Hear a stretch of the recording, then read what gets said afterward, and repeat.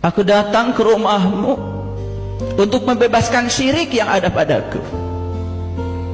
Datang ke rumah Allah bukan hanya melihat rumahnya, tapi kita harus bertemu dengan yang punya rumah. Li'ila fi Quraisy ila fihim rihlatas sita'i was-saif falyabudu rabb hadzal bait. Jangan sembah rumahnya, jangan sembah rumahnya, kata Allah. Sembah yang punya rumah. Kalau ngerti saja, ngerti yang kita ucapkan, bergetar jiwa kita, bergetar seluruh sel dalam tubuh kita. Ternyata pergi ke Baitullah itu tugasnya cuma satu, agar kita bisa bertemu dengan yang punya rumah. Makanya di Quran dikatakan, fa idza qadaitum manasikakum fazkurullah ka zikrikum abakum. Apabila kamu telah menyelesaikan hajimu, ingatlah Allah seperti kau mengingat bapakmu. Ingat itu ada syaratnya, hadir. Syarat sahnya ingat, harus tahu yang diingat. Dan kita tidak mungkin bisa mengingat sesuatu kalau kita tidak tahu. Maka kenali dia. Kita akan ingat sepanjang ruang dan waktu. Itu yang dikatakan dengan Ahlul Bait. Karena ingat itu bukan sebutan, ingat itu tidak sibuk, bukan menyebut. Ingat itu di dalam. Dan kalau kita sudah tahu yang diingat, kita akan bisa mengingatnya sepanjang ruang dan waktu. Dan siapapun yang selalu mengingat dia tidak akan merasa ada ilusi keterpisahan dengan dia. Itu yang menyebabkan kita akan selalu dikontrol oleh tauhid kita. Akhlak kita dikontrol selalu oleh tauhid kita. Tidak mungkin kita bisa berbohong lagi pada siapapun. Tidak mungkin kita bisa menyakiti siapapun. Tidak mungkin kita merendahkan siapapun. Tidak mungkin.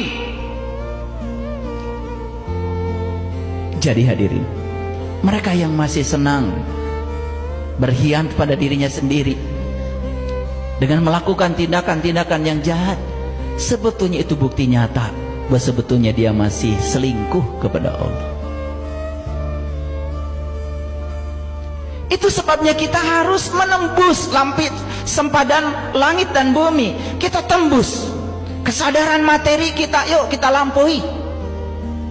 Jangan materi terus mempertuhankan kita. Kita diberi uang, diberi harta oleh Allah, itu jalan kita untuk pulang kepada Allah, bukan jadi penjara bagi kita sendiri. Harta yang akan dibawa pada saat kalian pulang nanti, semua yang kalian bagikan, semua yang kalian gunakan untuk membahagiakan orang, bukan yang kalian kumpulkan. Bukan. Lampaui itu. Begitu kita melampaui kesadaran materi, masuk kesadaran energi, terus ke sana sampai puncaknya kita menemukan kesadaran Ibrahim. Inni wajjahtu wajhiya lilladzi fataras samawati wal ard. Apa yang kalian lakukan ketika sholat? Hanya mengatakan kalimat itu, tetapi tidak merasakan kalimat itu. Bohong besar. Harusnya pada saat mengatakan ini wajahtu, aku hadapkan wajahku kepada zat yang telah menciptakan langit dan bumi. Harusnya wajahmu berhadapan dengan wajahnya. Harusnya seperti itu. Bergetar sholatmu. Kita hanya di mulut saja. Ini wajahtu wajhialilladzi fataras samawati wal ard. Kita tidak merasakan pengalaman apa-apa ketika sholat itu. Kenapa? Kita tidak tahu siapa sesungguhnya yang kita sembah itu. Makanya Ibrahim sebelum mengatakan kalimat itu, beliau mencari dulu siapa jati diriku, siapa Tuhanku. Bertemu bintang, bertemu bulan, bertemu matahari. Jelas bukan bintang yang biasa, jelas bukan bulan yang biasa, jelas bukan matahari yang biasa. Itu bintang yang ruhani, itu bulan yang ruhani, itu matahari yang ruhani. Makanya Allah berfirman dalam Quran surat Ar-Rahman, Rabbul Masyriqain wa Rabbul Maghribain. Aku telah menciptakan dua matahari, wahai hamba-hambaku. Dua matahari. Yang satu terbit dari timur, yang satu terbit dari barat. Timur dan barat itu simbolis. Timur melambangkan materi, barat melambangkan ruhani.